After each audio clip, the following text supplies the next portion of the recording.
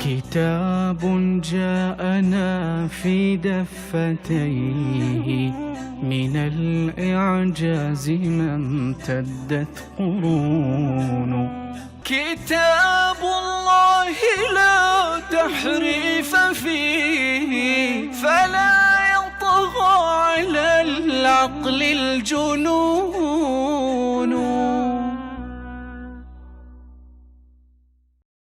السلام عليكم. هل يوجد آية في القرآن تمدح من آمن بإمامة الآئمة الاثني عشر؟ طلبنا من الشيعة مرارا وتكرارا أن يثبتوا لنا ولو بآية واحدة إمامة الآئمة الاثني عشر من كتاب الله تبارك وتعالى، فلم يجيبوا علينا. ثم طالبنا منهم أن يثبتوا لنا ولو بآية واحدة كفر من أنكر إمامة الآئمة الاثني عشر التي كفرونا عليها، فلم يردوا علينا. ثم طالبنا منهم آية في القرآن تمتدح الآئمة الاثني عشر، فلم يردوا علينا.